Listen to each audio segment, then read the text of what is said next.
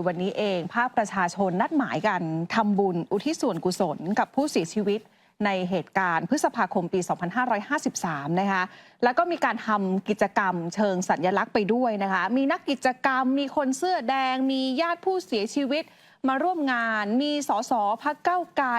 หัวหน้าพรรคก้าวไกลไปร่วมงานด้วยนะคะแล้วก็ยังมีนายจตุพรพรหมพันธ์ค่ะอดีตแกนนำนปช.นางพยาวอัคฮาตนะคะมารดาของนางสาวกมลเกตพยาบาลอาสาผู้เสียชีวิตจากเหตุการณ์ดังกล่าวมีแหวนที่เป็นพยาบาลอาสาผู้อยู่ในเหตุการณ์นะคะเข้าร่วมงานค่ะขณะเดียวกันนะคะในช่วงบ่ายเองค่ะประชาชนนะคะชวนความยุติธรรม 2553 ก็ได้จัดชุมนุมกันพร้อมเปิดเวทีรำลึก 14 ปีเมษาพฤษภา 53 ที่แยกราชประสงค์ด้วยและในวันนี้แหละค่ะที่นายชัยธวัฒน์หัวหน้าพรรคก้าวไกลได้ให้สัมภาษณ์นะคะโดยระบุค่ะว่าเหตุการณ์ในเดือนพฤษภาคมปี 53 ต้องเป็นบทเรียนอย่างน้อยๆ 2 เรื่องแรกคือในเหตุการณ์ปี 53 นั้นอีกหลายเหตุการณ์ก่อนหน้านั้นเกิดโศกนาฏกรรมที่เกิดขึ้นและต้องยอมรับว่ามีการออกใบอนุญาตฆ่าประชาชนด้วยการกล่าวหาทำให้สังคมเข้าใจว่าประชาชนเป็นภัยต่อความมั่นคงจึงเป็นบทเรียนในสังคมไทยว่าผู้ที่มีอำนาจต้องเลิกที่จะทำให้ประชาชนเป็นภัยต่อความมั่นคงของชาติไม่เช่นนั้นความขัดแย้งในสังคมจะไม่จบไม่สิ้นประการที่2ก็คือปัญหาเรื่องกระบวนการยุติธรรมค่ะเฉพาะในกรณีปี 53 คดีที่ญาติผู้เสียชีวิตพยายามฟ้องร้องดำเนินคดีต่อผู้นำรัฐบาลณขณะนั้นต่อศาลฎีกาแผนกคดีอาญาของผู้ดำรงตำแหน่งทางการเมืองก็ยังติดเรื่องอยู่ที่ปปช.ด้วยค่ะนอกจากนี้ในคดีอาญาก็ยังมีปมปัญหาอยู่อีกค่ะศาลฎีกาถูกไหมครับญาติผู้เสียชีวิตเนี่ยเราเคยฟ้องตรงนะครับเคยฟ้องไปบ้างแล้วก็ปรากฏว่าฟ้องไปที่ศาลยุติธรรมศาลยุติธรรมก็บอกว่าต้องไปฟ้องที่ศาลทหารนะครับแล้วก็เลยมีการทดลองนะครับ2 รายไปฟ้องที่ศาลทหารก็อัยการศาลทหารก็ยกฟ้องซึ่งมันก็ยิ่งทำให้ญาติผู้เสียชีวิตเนี่ยไม่มีความไว้เชื่อมั่นในศาลทหารก็มีความจำเป็นที่จะต้องมีการแก้ไขกฎหมายที่เกี่ยวข้องกับธรรมนูญศาลทหารนะครับเพื่อให้ในกรณีนี้รวมถึงกรณีทั่วๆไปด้วยที่ผู้กระทำผิดเป็นเจ้าหน้าที่ทหารเนี่ยแล้วมันไม่ใช่เกี่ยวกับการปฏิบัติหน้าที่ในยามสงครามก็ควรจะต้องถูกพิจารณาในศาลยุติธรรมเสมอเหมือนกับประชาชนทั่วไปกรรมธิการทหารได้ตั้งอนุกรรมธิการศึกษาการแก้กฎหมายนะครับเรื่องศาลทหารแล้วก็พบว่ามันไปติดเงื่อนไขในรัฐธรรมนูญด้วยซึ่งหากจะต้องการให้แก้ธรรมนูญศาลทหารอย่างที่เราต้องการนะครับเพื่อสร้างความเป็นธรรม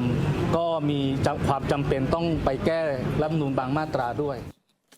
ในขณะที่นายวิโรจน์ ลักษณะอดิศร สสบัญชีรายชื่อพรรคก้าวไกลนะคะคุณผู้ชมแล้วก็เป็นประธานคณะกรรมาธิการการทหารสภาผู้แทนราษฎรให้สัมภาษณ์ประเด็นนี้เพิ่มเติมนะคะว่าตอนนี้คณะกรรมาธิการการทหารได้ตั้งคณะอนุกรรมาธิการขึ้นมาชุดหนึ่งแน่นอนแนวคิดก็คือต้องการที่จะแก้พรบธรรมนูญศาลทหารนะคะโดยเฉพาะประเด็นที่บอกว่า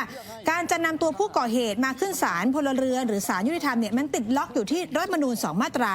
ก็คือมาตรา193ที่พูดถึงการบริหารจัดการและงบประมาณของศาลยุติธรรมและอีกมาตราหนึ่งก็คือมาตรา199ที่ระบุชัดเจนว่าบุคคลที่อยู่ในอำนาจศาลทหารต้องถูกดำเนินการตามกระบวนการยุติธรรมโดยศาลทหารเท่านั้นอันนี้เขาบอกว่าเป็นหลักใหญ่ใจความที่อยากจะแก้พรบธรรมนูญศาลทหารค่ะสเต็ปที่เราต้องทำก็คือการแก้พรบธรรมนูญศาลทหารในระดับแรกก่อนและขยับต่อไปด้วยการ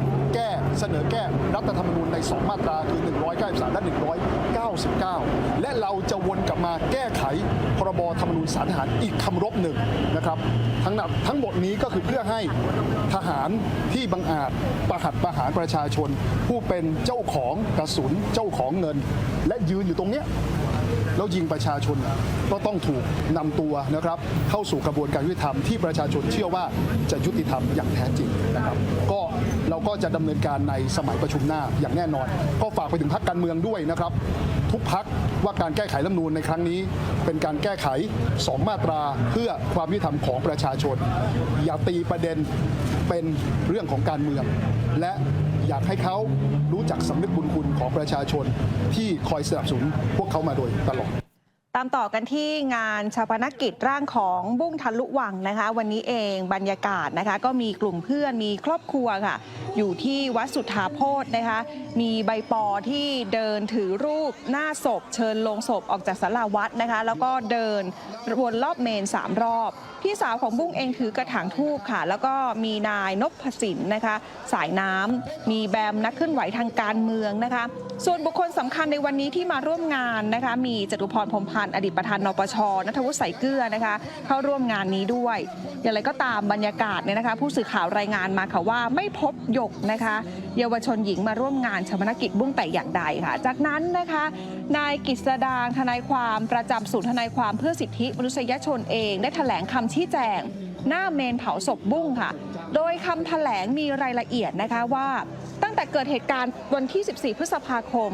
ข้อมูลจากโรงพยาบาลราชทัณฑ์แจ้งว่าบุ้งเองมีอาการหมดสติไม่มีสัญญาณชีพได้รับการทำ CPR เพื่อฟื้นคืนชีพตั้งแต่เวลา 6:23 นาทีก่อนจะส่งตัวผู้ป่วยมารักษาต่อที่โรงพยาบาลธรรมศาสตร์เฉลิมพระเกียรติในเวลา 9:30 นาทีซึ่งข้อมูลการรักษาก่อนหน้าเกิดอาการระหว่างการกู้ชีพรวมไปถึงระหว่างการส่งตัวมาที่โรงพยาบาลธรรมศาสตร์นะคะจากโรงพยาบาลราชทัณฑ์ก็ยังไม่มีการเปิดเผยเอกสารตามที่ทนายความได้ทำเรื่องขอเอาไว้ด้วยค่ะจากข้อมูลการรักษาเวชระเบียนของคนไข้ที่ได้จากทางโรงพยาบาลธรรมศาสตร์เฉลิมพระเกียรติแรกรับช่วงเวลา 9:30 นาทีพบว่านางสาวเนติพรไม่มีสัญญาณชีพอันนี้เป็นรายงานจากเวชระเบียนนะครับไม่ใช่ผมพูดเองนะซึ่งจากข้อมูลทั้งหมดระบุว่ามีการใส่ท่อช่วยหายใจลงไปในหลอดอาหารแพทย์จึงทำการใส่ท่อช่วยหายใจใหม่ที่ห้องฉุกเฉินของโรงพยาบาลธรรมศาสตร์หลังจากใส่ท่อช่วยหายใจใหม่จึงได้ยินเสียงลมเข้าปอดทั้งสองข้างและวัดค่า ET CO2 ได้ 10 มิลลิเมตรประหลอดอันนี้คือข้อเท็จจริงจากเวชระเบียนซึ่งผมกล่าวไว้เมื่อคืนนี้อย่างคร่าวๆผมได้ขออนุญาตครอบครัวว่านี่เป็นความลับของคนตายของคนป่วยได้รับอนุญาตจึงกล้าที่จะมารายงานนี่เป็นข้อเท็จจริงที่ได้จากธรรมศาสตร์โดยไม่ได้กล่าวหาใครแต่เหตุที่จะต้องพูดเพราะว่ามีการโทรศัพท์ไปที่โรงพยาบาลธรรมศาสตร์เฉลิมพระเกียรติเพื่อขอให้อธิบายการสอบถามหรือการข่มขู่นั้นเนี่ยมันมีเส้นแบ่งนิดเดียวเองเพราะฉะนั้นเราต้องรักษาโรงพยาบาลธรรมศาสตร์เฉลิมพระเกียรติไว้เป็นหนึ่งในความผิดพลาดอย่างร้ายแรงที่ทำให้โอกาสในการกู้ชีพของบุ้งน้อยลงจนแทบไม่มีโอกาสรอดชีวิตทนายความและครอบครัวต้องการตั้งคำถามกับทางโรงพยาบาลราชทัณฑ์กับเหตุการณ์ที่เกิดขึ้นกับบุ้งตั้งแต่การดูแลก่อนเสียชีวิตขณะการกู้ชีพและจนถึงการรักษาตัวเพื่อไปส่งต่อมาร่วมสนับสนุนท็อปนิวส์นำเสนอความจริงได้แล้ววันนี้เพียงกดปุ่ม Super Thanks แล้วเลือกจำนวนเงินตามที่ต้องการได้เลยครับขอบคุณครับ